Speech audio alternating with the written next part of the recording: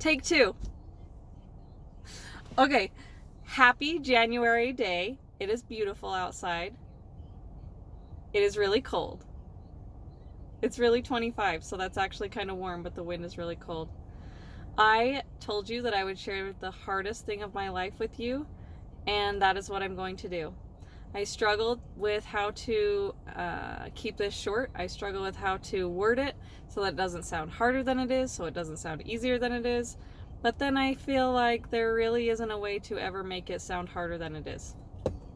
Sorry for drinking. I really need some water. Like I said, this is take two. I just made a 40-minute video, so I'm going to try and keep it to 15, okay? So, I just want to kind of give you some background information to lead up to the hardest thing in my life. I was living by myself for 6 months. I was living by myself and I was loving it so much. And I have never ever lived on my own, so it was like I was finally living on my own, figuring out who I was, and I did that, and I am so happy that this happened for me. Like, this was the most amazing thing in my life, to be able to live on my own for 6 months. But I then met someone who was absolutely amazing. People say that they get lonely when they live on their own. I did not for 1 second. I had so much fun. I kind of like being with me. Like, hello, everybody should like me if I like me so much. Yeah. No, really, I'm not like that. But I did get to learn who I was, and that was awesome. I think everybody needs to do that. I think everyone should have the chance to live on their own. I met someone. I was not interested in dating. I was definitely not interested in getting married. But he is an extremely amazing individual. And in the future, in my future videos, you'll definitely meet him because he can't stand not being on the video. And we got married. So we met November 1st of 2016. We got married in July of 2017. Super quick, right? Yeah, especially since I was not interested in any way, shape, or form. And I will tell you guys the entire story of us getting married also. It's a funny one. It's fun and cool and amazing because he's amazing. Anyway, so I was living on my own. Met my now husband, and there are some physical disabilities that caused us to need to live with either my parents or his parents. We chose my parents. So I moved in with my parents from my apartment that I lived in by myself. And did I love it? No. Did I treat my parents like I should have? No. There is absolutely no way I ever could have treated my parents like I should have. There is no way I could ever treat my parents as well as they treated me. Absolutely not possible. They're amazing. Love them. So September 29th of 2018, my parents decided to go on a razor ride. I was living with them. I was getting ready for a rodeo. I'm not a cowgirl, you guys. Not a cowgirl at all. Yeah, this shirt is a cowgirl shirt. My husband bought it for me for Christmas. He loves cowboy stuff. He is a cowboy. He is 100% a cowboy. Anyway, so I was getting ready to go to a rodeo. My nephew, his nephew, they're in this rodeo. It's high school rodeo. And so we were getting ready to go to rodeo. My parents were getting ready to go on a razor ride. They're both 66 years old at this point. My mom's a very, very young 66-year-old. My dad is kind of an old 66-year-old just because he has some physical disabilities. So they went on a razor ride. We went to a rodeo. See you later. I love you. I had a very bad feeling about them going on this razor ride, but there's nothing I can do about it. You know, you go have fun. I love you. Bye. So we're at the rodeo. I look over, my sister is like running out of the rodeo. I'm like, what the heck is going on? So I call her. She's like, Mom and Dad are getting life-flighted to the hospital. And I'm like, what? So just so happened they were getting life-flighted to a hospital that was about 5 minutes away from where we were. So my sister and I were both just hauling there, which it was really weird that they were getting life-flighted to this hospital, because LifeFlight usually doesn't go to this hospital. There's a bigger hospital south that usually takes the more urgent people. So in my head, like, everything's going crazy while we're driving there, and I can see LifeFlight up above. Like, we are getting there the same time LifeFlight is getting there. So I have no idea how my sister got this information. But we got to the hospital, and I go running in. I'm the first one there. I am 5 months pregnant at this time. 5 months pregnant with a little baby boy. In my head, I'm like, you have to stay calm. No matter what it is, you have to stay calm, because you are growing a little man in here, and you need to wait 4 more months to get out. So I go running into the ER, and I'm like, my parents just got transported here. You know, I need in. And they're like, oh, yeah, okay, you can go on back. And so I'm like, okay. So I go running back there, and here's my mom and dad just sitting there. My mom's like, oh, hi, yeah, it was so crazy. I can't believe this happened. It was nuts. Anyway, my mom she's a very happy person like me, and she never wants people to worry. She is like never in pain. Nothing's ever wrong. Everything's fine. Anyway, so come to find out, my dad's foot had gotten stuck in between the gas pedal, like under the brake and on top of the gas pedal. So they actually hit a tree at a very high rate of speed on the halfway on the one side, and so they tipped this way. And my dad is a bigger guy. And my mom is my size. My dad landed on my mom. He didn't have a seatbelt on. And then they were with friends that got him out. Everything was a blessing. Super big blessing. So actually my mom was life-flighted. My dad was came by ambulance.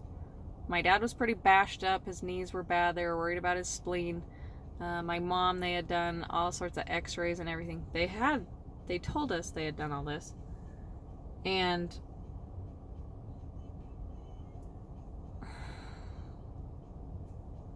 I don't know anybody who's life-flighted to a hospital who comes home in 2 hours. They were both discharged in 2 hours. My mom came home, walked out. They told us she'd be very, very sore. Her sternum would be very, very sore because all of the cartilage had been separated and back together. But they told us they had looked at everything. Her heart, everything. No broken bones, no nothing. Sorry, I have to drink water. I am a thirsty, thirsty girl all the time. So, my mom had a girls' trip planned, 8 hours south, in 2 days. 2 days after the accident. Well, she wasn't gonna pass that up. So she went on it. I was not very happy. Me and my siblings took care of my dad while she was gone. And she had to have been so miserable her whole trip. She had to have been, because she was very, very, very sore. Very sore.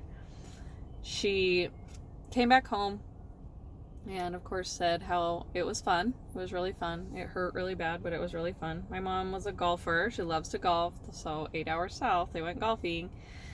And she was still just...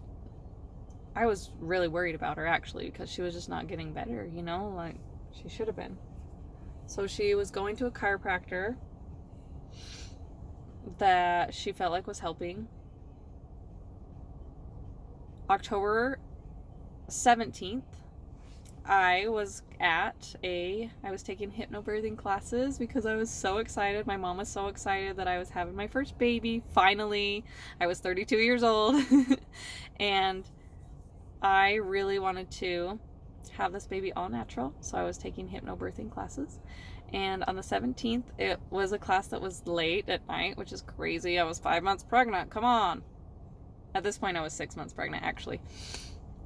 I didn't get home till about 10:30. My mom and dad were in bed. They were still watching TV, but they were in bed. And I was super tired, like exhausted style. So I just walked past the door. I said, night, night dad, night mom, love you. They both said, love you, night. And I walked downstairs, went to bed. Next morning, got up, showered, getting ready for the day. We had a very important meeting at 10 a.m. with, we had to have a certified family home because of a disability.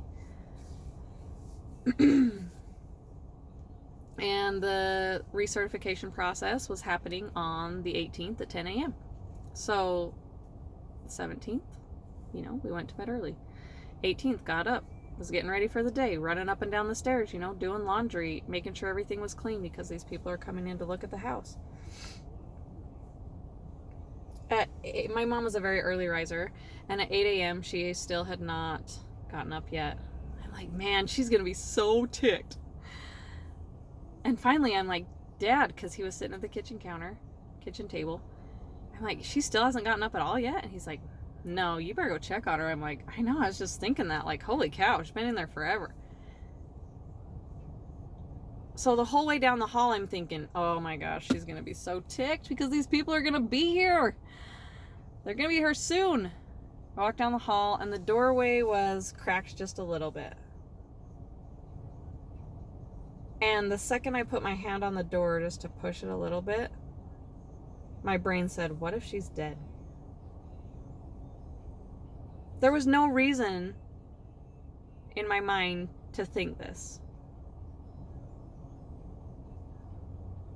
So I pushed on through the door and I said, Mom. She didn't answer. I said it again. Mom, are you awake? She didn't answer. So I immediately touched her back. And she still didn't move. And I said, Mom, are you okay? Mom, I'm CPR certified.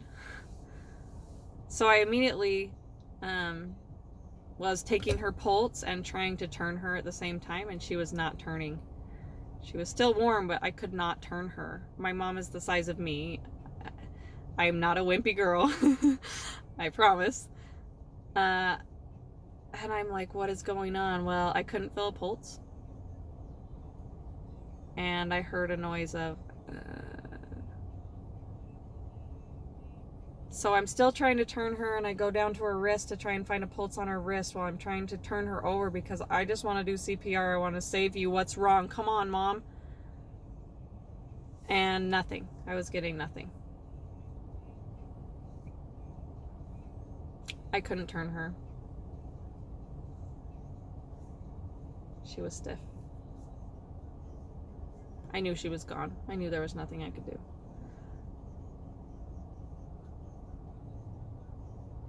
So I ran out to the kitchen and I grabbed the phone and I started calling 911. I said, what do I do? Dad, what do I do? Do I call 911? I think she's gone. And he said, yeah, call 911, and I'm in the process of calling 911, and I tell him there's a 66-year-old non-responsive female, and this entire time my dad's just calling for my mom. And so then I got off the phone with 911.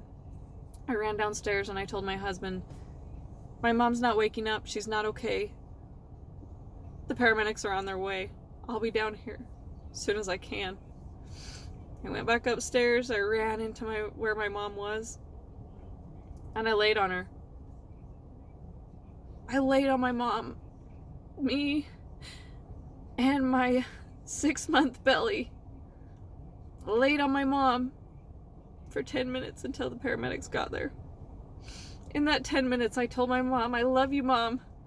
I love you so much. I miss you. I miss you already. I need you. I need you so bad. Me and this baby need you, Mom. I can't do this. I can't do it on my own. I need you. It was too late. I knew it. She was there. She was listening. I know she was. The paramedics came in. They rushed in.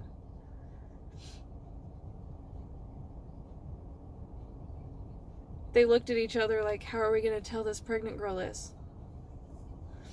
And I just looked at them and I said, I know. I know she's gone. The office was next door, so I grabbed a chair and I sat down, and then I immediately got back up, like,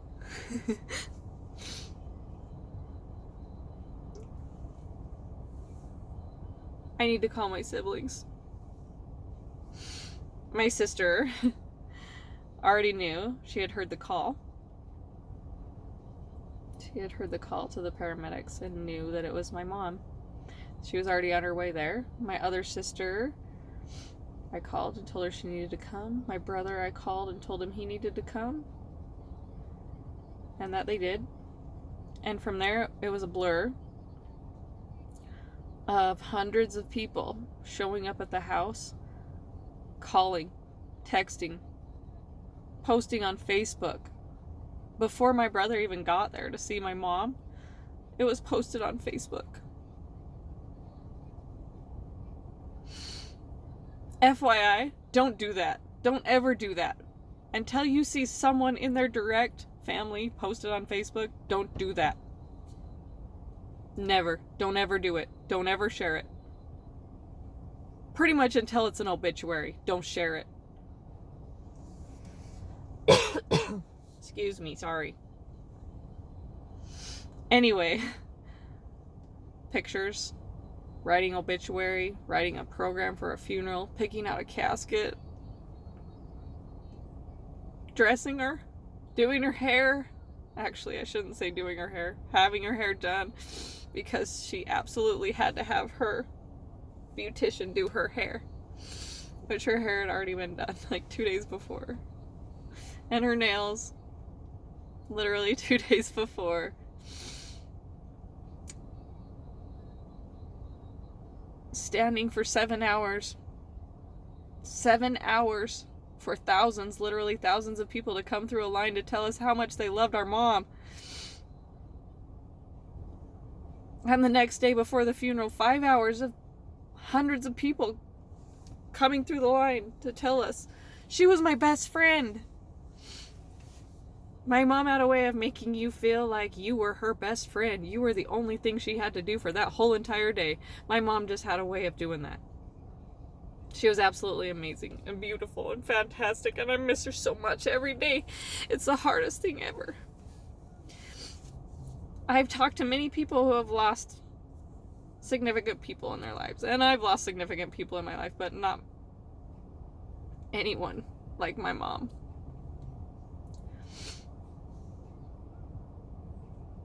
Not many people have been 6 months pregnant, living with their mom, found their mom the day before their birthday. I still haven't found anybody that's done that.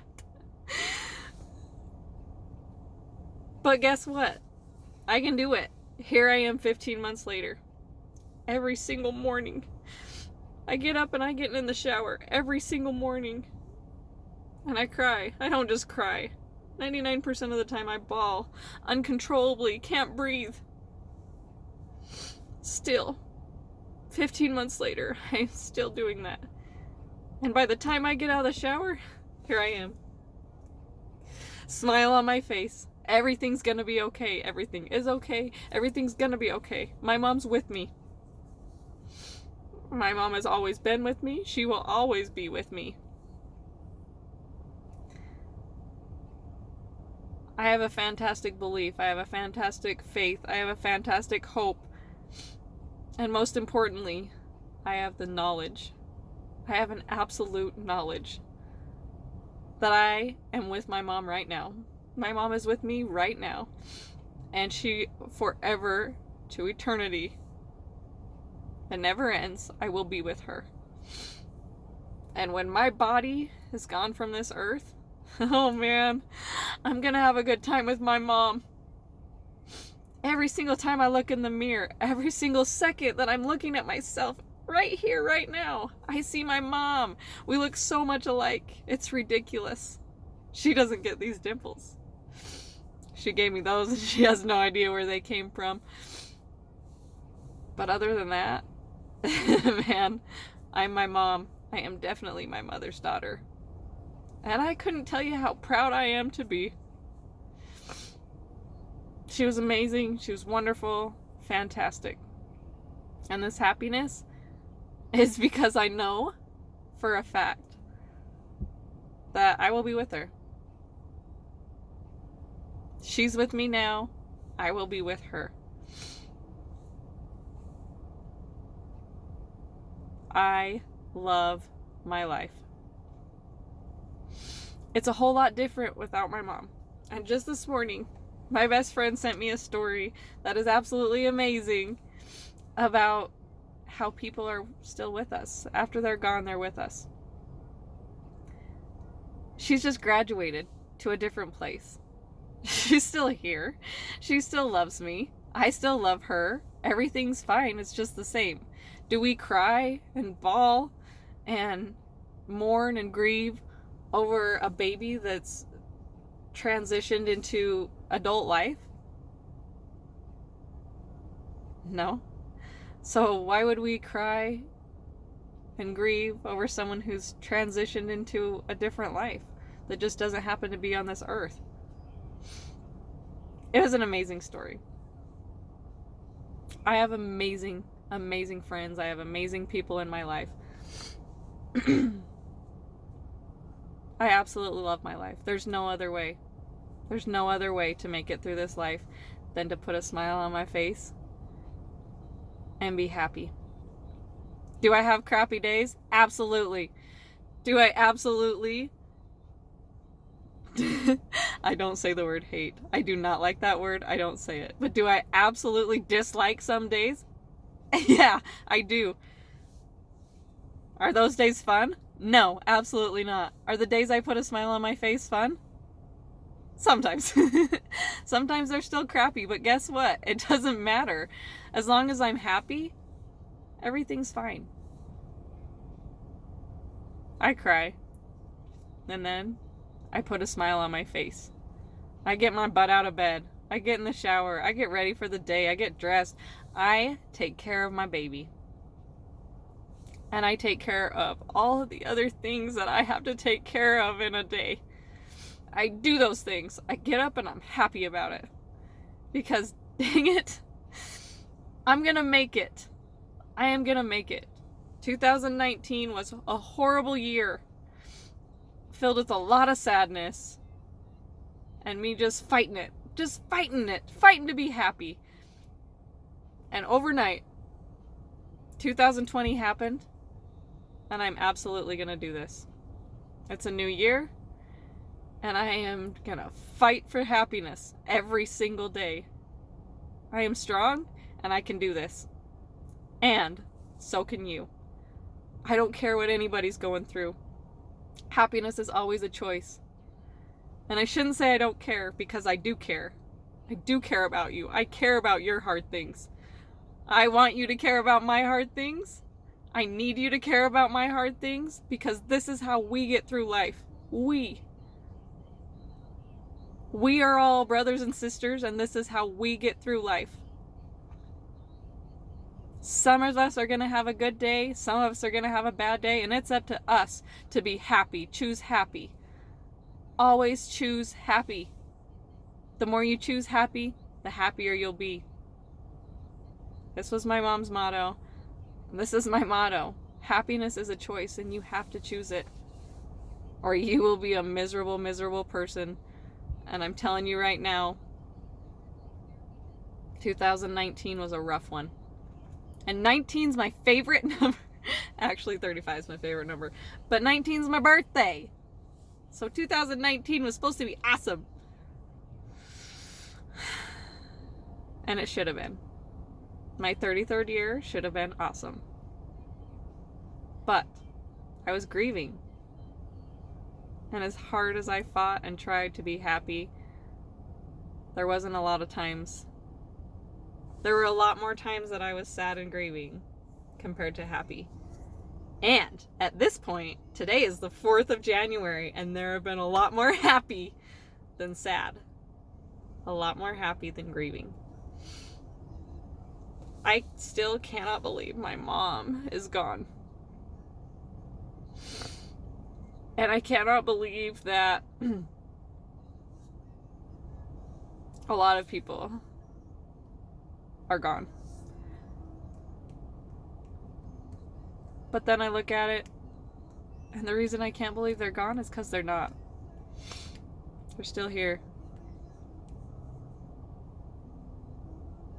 I love my life. I gotta keep living it, because 2019, I feel like I didn't live it. I've said it before, I feel like I'm stuck, and I refuse to be stuck. 2020 is a new year, and I refuse to be stuck. So I need you. I need you to realize happiness is a choice. I need you to like this video. I need you to share this video. I need you to share this video on Facebook and make it public. Make it a public post. I want everybody to see this. I want everybody to join my channel. I want everybody to watch all these hard things that I go through. All the hard things I've been through. All the hard things that I'm still going through. All of the hard things that are yet to come, because I know they'll come. I want to share that with you. I want to share that with everyone I know and everyone you know. I'm sorry. This is now over 26 minutes long. I hope you stayed with me. The first one was over 40 minutes long, so be happy that I didn't post that one. Subscribe to my channel, like, share, and remember that I love you. Happiness is a choice. If I've ever loved you before, I will always love you no matter what you do to me. Happiness is a choice, and I love you. Have an amazing January day. I love you. Goodbye.